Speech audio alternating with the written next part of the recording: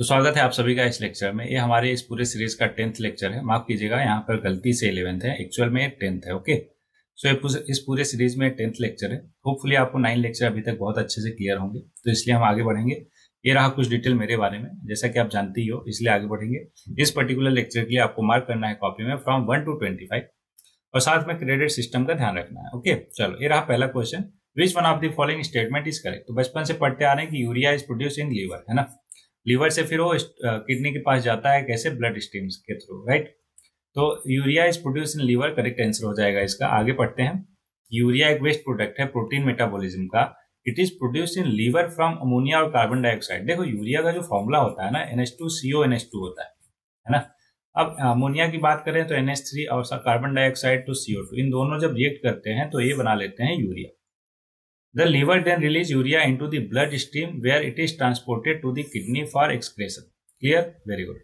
Next question. Which one of the following are main absorbing organs of plants? Root बिल्कुल, leaf बिल्कुल, लेकिन root और leaf बिल्कुल दोनों के दोनों जो है एक ही ऑप्शन में है, इसलिए ऑप्शन सी जो है बिल्कुल करेक्ट होगा कि रूट और लीफ दोनों के दोनों एब्जॉर्ब करते हैं। क्या?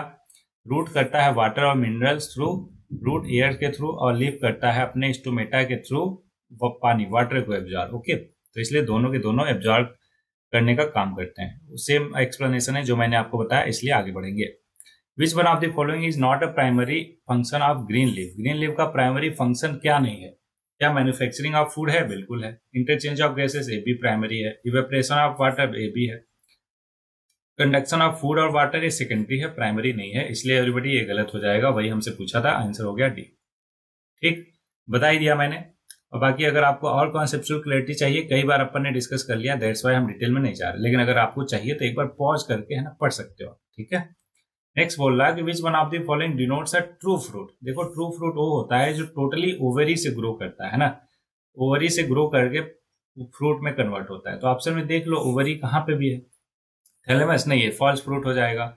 रिसेप्टिकल्स, इसमें भी फॉल्स फ्रूट हो जाएगा। और कैलिक्स से भी फॉल्स फ्रूट बनता है। ट्रू फ्रूट जो है ओवरी से ही बनता है, तो बिल्कुल ऑप्शन डी हो जाएगा कि when only the ovary of the flower grows into a fruit, तो उसको हम ट्रू फ्रूट बोलते हैं। और बाकी सबके सब जो थैलेमस, रिसेप्टिकल्स और कैलिक्स से बनता है, वो क्या हो जाएगा?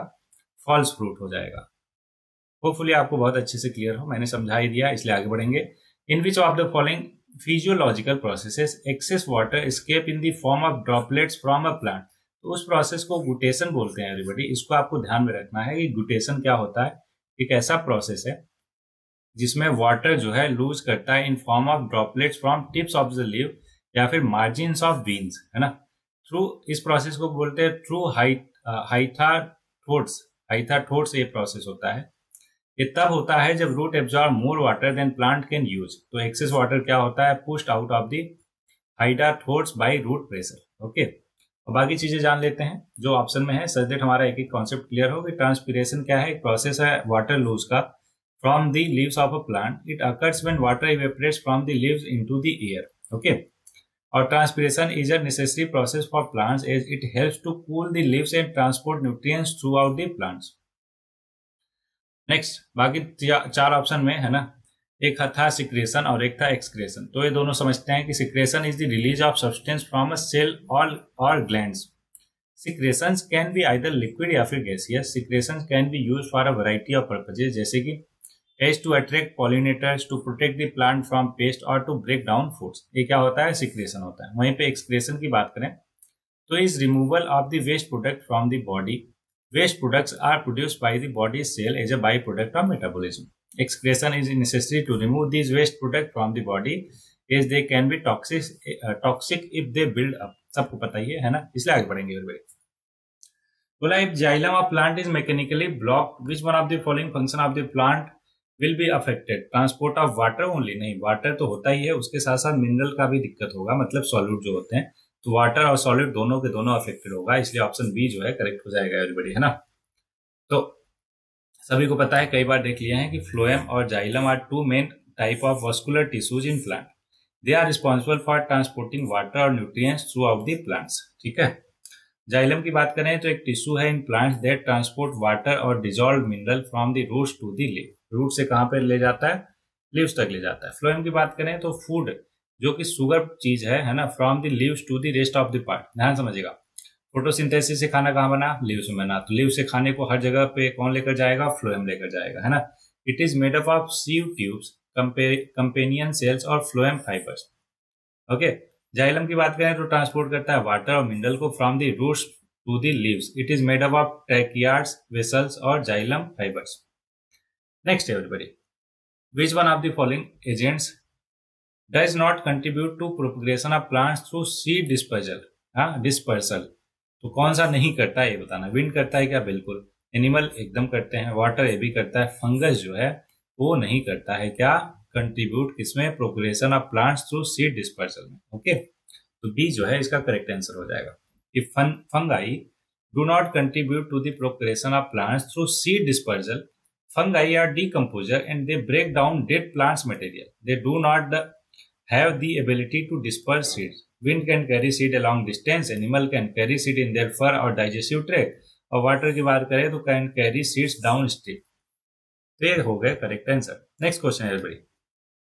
Which one of the following feature is an indication for the modification of stem of a plant? है ना, modification of stem of a plant indication कौन सा है। तो देखो, presence of I on a potato जो है एक modification of stem of a plant है, तो इसको आपको ध्यान में रखना है, बाकी तीनों नहीं है। तो एक काम करते हैं, मॉडिफिकेशन ऑफ प्लांट इसको हम ध्यान से समझ लेते हैं कि eyes are the buds of potato, they are modified stem that can grow into new plants. When a potato tuber is planted in the ground, the eye will sprouts और grow into new plants. ठीक है, अब stem modification का और कौन कौन से example है वो देख लेते हैं। ठीक है, एक है क्लैडोड।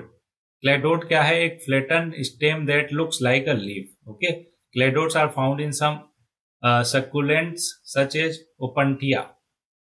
कल्म भी एक jointed stem that is found in grasses, stolon और राइजोम। ये सारे के सारे क्या मैंने बताया, एग्जाम्पल है किसके, मॉडिफाइड स्टेम के। तो आपको बस ध्यान में रखना है कि मॉडिफाइड स्टेम के एग्जाम्पल हैं। नेक्स्ट क्वेश्चन है everybody, which one of the following is the special type of milk produced by a lacting mother essentially for the development of immune response of the newborn baby in human? तो देखो, mummy का जो पहला दूध होता है ना, वो होता है, उसमें इसेंशियल इम्यून रिस्पॉन्स होता है बच्चों के लिए, और उसको कोलोस्ट्रम बोलते हैं। क्या बोलते हैं एवरीबॉडी, कोलोस्ट्रम। तो ये हम पढ़ सकते हैं एक्सप्लेनेशन कि कोलोस्ट्रम जो है वो first milk that is produced by a lactating mother. It is thick, yellowish, and has a high concentration of antibodies, white blood cells, or other immune factors. Colostrum is essential for the development of newborn baby's immune system. It provides the baby with antibodies that protect it from infection. और कौन सा होता है, first milk that is produced by a lactating mother. Next, which one of the following statement explain higher mutation rate or faster evolution found in RNA virus? RNA virus में है ना, क्या बोला, हायर म्यूटेशन रेट और faster evolution क्यों found होता है। चार स्टेटमेंट। पहला, RNA is relatively unstable to DNA, एकदम बिल्कुल सही बात है, लेकिन बाकी भी स्टेटमेंट देखेंगे, हो सकता है कोई इससे स्ट्रांग मिल जाए, है ना। Virus can multiply only within the living cell of a host, नहीं, ये करेक्ट है, लेकिन इस चीज का हायर म्यूटेशन रेट और फास्टर इवोल्यूशन का रीजन नहीं है।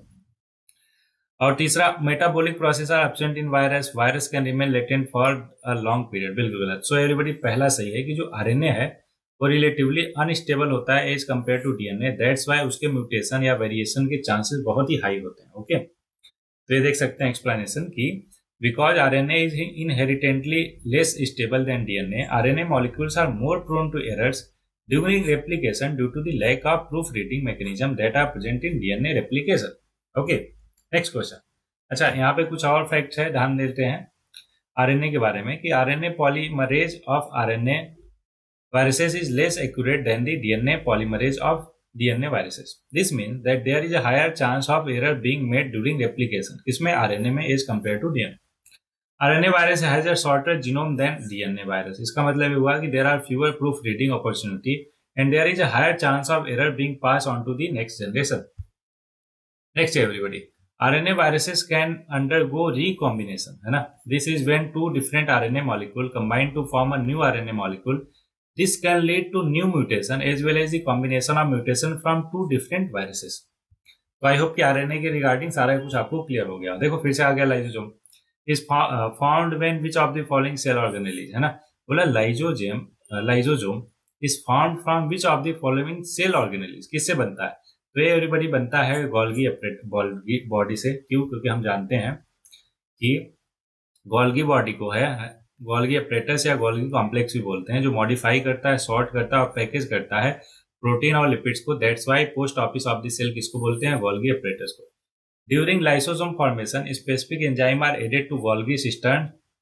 These enzymes are essential for lysosome function in intercellular digestion. Golgi apparatus process and package these enzymes into vesicles that mature in lysosome. क्या बन जाता है फिर? वो लाइसोसोम बन जाता है। नेक्स्ट क्वेश्चन एवरीबॉडी, ये रहा आपके सामने। बोल रहा है कि lymph is form due to leakage of blood through capillary. एकदम बिल्कुल ठीक हो गया। किसके रिगार्डिंग? लिम्स के रिगार्डिंग करेक्ट स्टेटमेंट। बाकी गलत है, ये देख लेते। Lymph contain blood cell such as RBC, गलत। Lymph is also circulated by the blood circulatory heart, नहीं। लिम्स ओनली ट्रांसपोर्ट हार्मोन्स, बिल्कुल गलत। तो एवरीबॉडी पहला ही ऑप्शन करेक्ट हो जाएगा, हमसे करेक्ट ही पूछा था। एक्सप्लेनेशन देखते हैं कि लिम्फ क्या है? एक क्लियर कलरलेस फ्लूइड है that is formed when plasma leaks out of the blood capillaries. It contains WBC but not RBC. Lymph is circulated through the lymphatic system, which is network of vessels that assembles the circulatory system. The lymphatic system help to drain excess fluid from the tissue or return it to the bloodstream. तो I hope कि चारों के चारों statement आपको एकदम clear हो गए होंगे कि लिम्फ में आरबीसी नहीं WBC होता है। Circulated by blood circulatory system नहीं, लिम्फेटिक सिस्टम के थ्रू। और हार्मोन से केवल नहीं ट्रांसमिट करता, बाकी चीजें भी अभी हमने पढ़ा कि drain excess fluid from the tissue और return it to the blood stream. So next question, which one of the following classes of animal have 3 chamber. मैंने बताया था आपको कि एम्फीबियन होते हैं, लेकिन साथ में रेप्टाइल्स भी 3 चेम्बर्ड हार्ट के होते हैं। साथ में मैंने 4 चेम्बर्ड हार्ट वाले भी कुछ स्पीसीज बताए थे। क्या आप कमेंट करके बता सकते हो क्या कि 4 चेम्बर हार्ट वाले कौन कौन से स्पीसीज होते हैं? ठीक है, ये ऑलरेडी हमने देख लिया है एवरीबॉडी, इसलिए आगे बढ़ेंगे। ठीक है, नेक्स्ट क्वेश्चन ये है, विच one of the following element is involve in the control of water content of blood. देखो तो control of water content of the blood के लिए पोटेशियम जिम्मेदार है एवरीबॉडी। ये क्या करता है? रेगुलेट करता है क्या? Water content in the blood. Okay, so potassium एक essential electrolyte है that play a crucial role in maintaining proper fluid balance in the body. It is involved in regulating the movement of water electrolytes across cell membrane, including those of blood cells. Next question, which one of the following element is essential for the formation of chlorophyll in green plant? तो आपको पता है कि magnesium जो है वो पाया जाता है ग्रीन प्लांट्स के क्लोरोफिल में। ओके, मैग्नीशियम एक इसेंशियल एलिमेंट है for formation of chlorophyll in green plant. It is central atom in the chlorophyll molecule and it is essential for the absorption of light by the molecule. Without magnesium plants would not be able to photosynthesize और would not be able to produce food. Okay, next, ये आप देख सकते हो कि सारे के सारे एलिमेंट का क्या क्या रोल होता है। मैग्नीशियम की बात करें तो central atom in chlorophyll molecule है। आयरन क्या करता है? फॉर्म करता है porphyrin ring in the chlorophyll molecule. Nitrogen की बात करें तो form the amino acid that are used to build the chlorophyll molecule. Hydrogen क्या करता है? Forms the water molecule that are used to build the chlorophyll molecule. Carbon की बात करें तो form the carbon skeleton of the chlorophyll molecule. ये सारे के सारे इंपॉर्टेंट एलिमेंट हो गए और उनके रोल हो गए। Next question everyone, Which one of the following does not convert electric energy into light energy? Candle बिल्कुल नहीं करता है ना, यही हो गया हमारा आंसर। बाकी भी देख लेते हैं। एलईडी लाइट इमिटिंग डायोड करता है, लेजर भी करता है, टेलीविजन भी करता है। तीनों के तीनों क्या करते हैं? इलेक्ट्रिक एनर्जी को लाइट एनर्जी में कन्वर्ट करते हैं, बट कैंडल जो है वो ऐसा नहीं करता है कि नहीं। ओके, एकदम आसान चीज, इसलिए आगे बढ़ जाएंगे। ठीक है, अब चाहो तो पढ़ लेना पॉज करके। Next question everyone, the visible portion of electromagnetic spectrum is.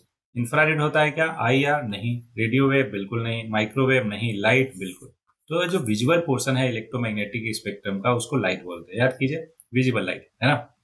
अब यहाँ पे फिर से रिवाइज कर लेते हैं। सबसे ज्यादा फ्रिक्वेंसी की अगर हम बात करें तो गामा रेज, फिर एक्स रेज, फिर यूवी रेज। यूवी रेज के बाद क्या आता है जल्दी बताओ? इंफ्रारेज, देन इंफ्रारेज के बाद विजिबल, फिर माइक्रो, देन रेडियो, है ना। ये पूरा का पूरा क्या है? ऑर्डर है किसका? हायर फ्रीक्वेंसी से लोअर फ्रीक्वेंसी की तरफ। तो अगर ये हायर फ्रीक्वेंसी है, फ्रीक्वेंसी हाई है, तो इसका मतलब उल्टा चलेंगे तो क्या हो जाएगा? हायर वेवलेंथ से लोअर वेवलेंथ। क्यों? क्योंकि वेवलेंथ और फ्रीक्वेंसी एक दूसरे के इनवर्सली प्रोपोर्शनल होते हैं। ये देख सकते हो आप कि उसका वेवलेंथ कितना होता है, 380 नैनोमीटर से 700 नैनोमीटर होता है। नैनो का मतलब मैंने आपको बताया 10⁻⁹ मीटर है ना। तो 380 नैनोमीटर से 700 नैनोमीटर क्या होता है, वेवलेंथ है। क्या है, वेवलेंथ है। ओके, इन्हीं को विजिबल लाइट बोलते हैं। अगला, the direction of magnetic field at any location on the earth surface is commonly specify in term of. इसमें किसमें होता है, फील्ड इंक्लाइनेशन में ये भी होता है, इंक्लाइनेशन में ये भी होता है, लेकिन दोनों ऑप्शन में अगर कोई आ गया तो वही सही हो जाएगा, इसलिए हम ऑप्शन सी की तरफ जाएंगे। इसका जवाब क्या है कि the magnetic declination and inclination are essential properties of the earth magnetic field. देखो, अगर आप साइंस वाले स्टूडेंट हो तो फिर पूरा पढ़ो, अगर नहीं हो तो बस इतना ही ध्यान में रखो कि मैग्नेटिक डिक्लाइनेशन और इंक्लाइनेशन दोनों इसेंशियल प्रॉपर्टी है अर्थ के मैग्नेटिक फील्ड के। ठीक है, और बाकी अगर आप साइंस के स्टूडेंट हो तो आप ये सारी की सारी चीजें पढ़ सकते हो। क्यों मैं ऐसा बोल रहा हूँ, क्योंकि देखो, साइंस साइंस के स्टूडेंट हो तो ये सारा कुछ पढ़ोगे समझ में आएगा। अगर नहीं पढ़ोगे, मतलब अगर आप साइंस के नहीं स्टूडेंट हो, पढ़ोगे तो आपको लगेगा क्या क्या इन्फॉर्मेशन दिया है, तो उसका कोई मतलब भी नहीं है। ठीक है, क्योंकि इतना डीप में जाकर नहीं पूछते हैं जनरली।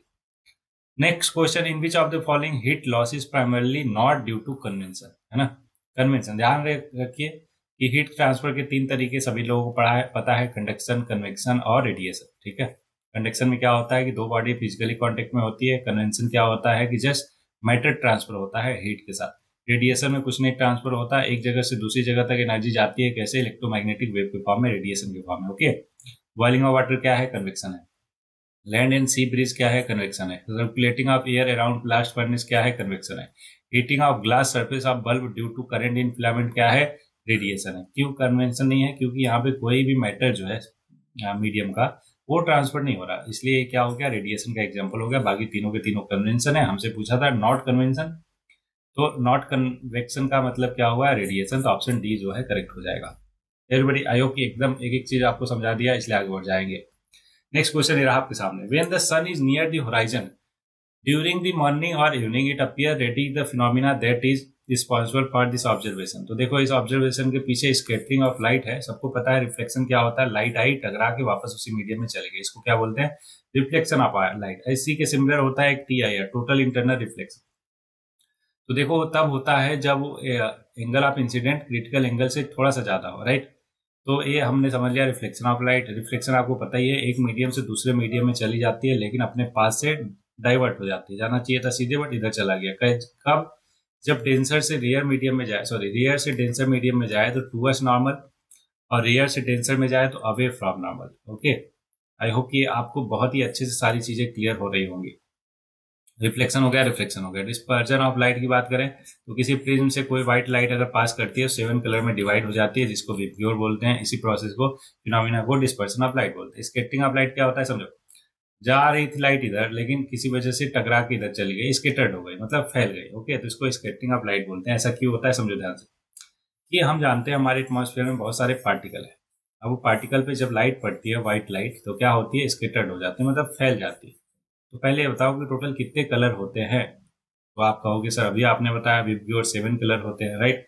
तो 7 कलर में अगर मैं लिखूं तो विबग्योर, एवरीबॉडी, तो इसमें ध्यान से देखिएगा, रेड जो है वो सबसे कम स्कैटर्ड होता है। क्यों, क्योंकि इसकी वेवलेंथ सबसे ज्यादा होती है, बाकी सबके सब स्कैटर्ड हो जाती है, रेड जो है सबसे कम स्कैटर्ड होती है। तो इवनिंग में और मॉर्निंग में जो सन की रेज है वो बहुत ज्यादा स्कैटर्ड होती है, जिसमें रेड जो है सबसे कम स्कैटर्ड होकर हमारी आंखों तक पहुंचती है। दैट्स वाई वो हमें रेडिश दिखाई देता है। क्या, सन, किस टाइम पे, अर्ली मॉर्निंग या फिर इवनिंग के टाइम पे। ओके, तो ये यहाँ पे कौन सा फिनोमेना इन्वॉल्व है, scattering of light. I hope कि एक एक चीज मैंने समझा दिया आपको, सारे कॉन्सेप्ट आपके अच्छे से क्लियर हो। चाहो तो आप इसको पढ़ सकते हो पॉज करके, हमने बता ही दिया, इसलिए आगे बढ़ेंगे। बोल रहा है why is argon gas use along with tungsten wire in an electric bulb. सबको पता है आर्गन गैस यूज करते हैं टंगस्टन वायर में। अब एक बात ध्यान में रखना, क्या अगर आपने स्टेटमेंट पढ़ा तो कल को क्या अगर क्वेश्चन ये पूछ लिया जाए कि टंगस्टन में कौन सा गैस यूज करते हैं, तो आप बता नहीं दोगे कि सर आर्गन। कैसे, क्योंकि अभी पूछा था, ये स्टेटमेंट में ही दिया है, बोलो हाँ है ना। तो स्टेटमेंट को भी प्रॉपर ध्यान से पढ़ना है, सच दैट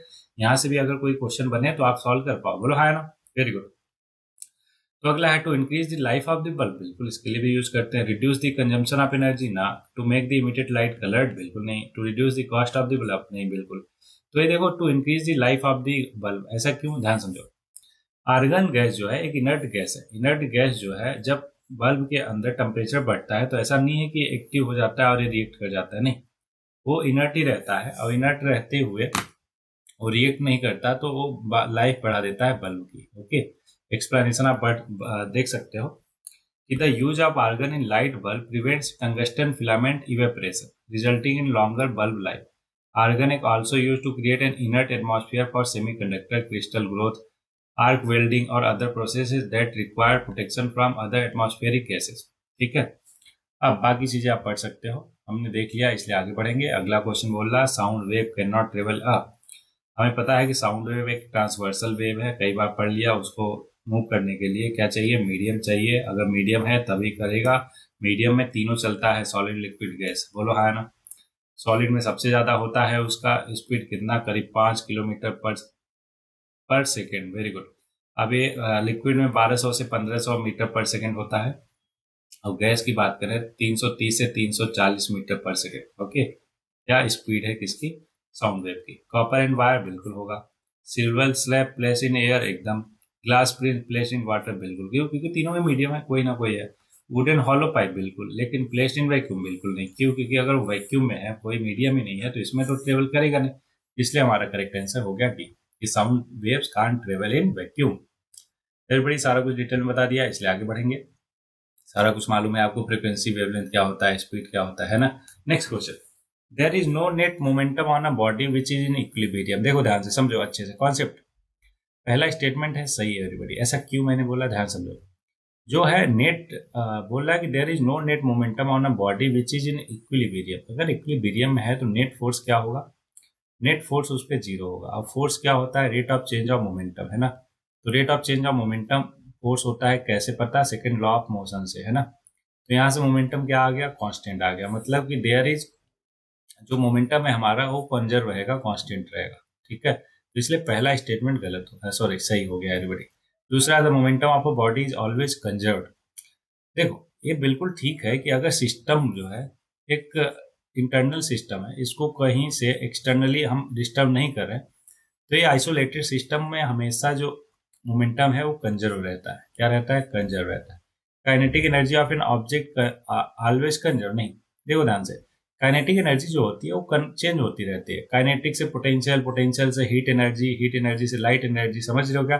तो इसलिए काइनेटिक एनर्जी जो है वो कंजर्व नहीं रहती। अगर टोटल केवल एनर्जी बोला होता ना तो हम मान लेते कि सही बोला है, लेकिन इसलिए काइनेटिक बोला, गलत हो गया। पहला दूसरा सही, तीसरा गलत, तीसरा गलत, तीसरा गलत, पहला दूसरा सही, ऑप्शन सी हो गया करेक्ट आंसर। एक्सप्लेनेशन देख सकते हो, मैंने इतना डिटेल में बता दिया, तो आई डोंट थिंक कि आपको जरूरत होगी, स्टिल आप देख सकते हो चाहो तो। Next, which one of the following is not true for the form of carbon known as diamond. Diamond के बारे में क्या ट्रू नहीं है, ध्यान रखिएगा, नॉट ट्रू पूछ रहा है हमसे, ठीक है। तो it is harder than graphite, बिल्कुल होता है diamond. It contains the same percentage of carbon as graphite, एकदम। It is better electric conductor than graphite, बिल्कुल गलत। क्यों, क्योंकि अरे वो कंडक्टर होता ही नहीं, जबकि ग्रेफाइट तो कंडक्टर होता है। और ये बोला बेटर कंडक्टर, तो गलत का गलत ये तो हो गया, है ना। तो इसलिए ऑप्शन सी जो है बिल्कुल गलत हो जाएगा। कॉन्सेप्चुअल क्लैरिटी के लिए एवरीबॉडी डी भी देखेंगे कि it has different carbon to carbon distance in all direction, एकदम ठीक है। लेकिन सी गलत है, हमसे गलत ही पूछा था, हमारा आंसर आ गया, इसलिए हम आगे बढ़ेंगे एवरीबॉडी। ये आप देख सकते हो, कार्बन के कई सारे मिलते हैं, आप पढ़ सकते हो चाहो तो पॉज करके। Next question, which one of the following can extinguish fire more quickly. जल्दी कौन कर सकता है, आग को कौन बुझा सकता है, चार स्टेटमेंट। पहला, cold water, boiling water, hot water, ice. आप सोचो, इसमें आप जो सोचोगे बिल्कुल उसका उल्टा जवाब मिलेगा आपको, कि बॉइलिंग वाटर जो है वो कर सकता है, बुझा सकता है आग को बहुत ही जल्दी एज कम्पेयर टू बाकी। अब ऐसा क्यों, समझो ध्यान से। किसी भी आग को जलने के लिए आपको पता है कि एक इसेंशियल रिक्वायरमेंट है ऑक्सीजन की।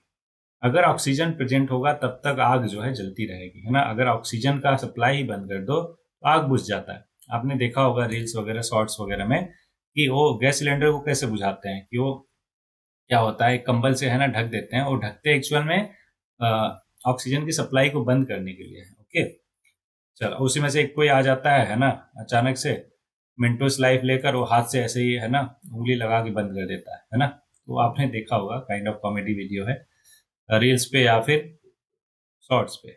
चलो वो बात हो गई अलग, यहाँ पे बात करते हैं कि सब बॉइलिंग वाटर है आखिर कैसे है, थोड़ा एक्सप्लेन कीजिए एवरीबॉडी, ध्यान समझिएगा। अगर बॉइलिंग वाटर है तो एक बात बताओ मेरे को, इसका टेम्परेचर क्या होगा, हीट क्या होगा, ज़्यादा होगा, है ना। तो इसमें ऑक्सीजन कंटेंट क्या होगा, कम होगा। जब इसको हम आग पे डालेंगे, ठीक है, यहाँ पे है फायर, तो ये क्या करेगा, ये आग में जो भी ऑक्सीजन है उसको कैप्चर कर लेगा, प्लस इसकी जो हीट मतलब हीट कैपेसिटी है उसको बढ़ा देगा। अब जैसे इसकी हीट कैपेसिटी बढ़ जाएगी, ऑक्सीजन कैरिंग कैपेसिटी कम हो जाएगी। इसका मतलब क्या हुआ कि आग जो है बुझने लगेगी, क्योंकि ऑक्सीजन की सप्लाई बंद हो गई। बोलो हाँ ना।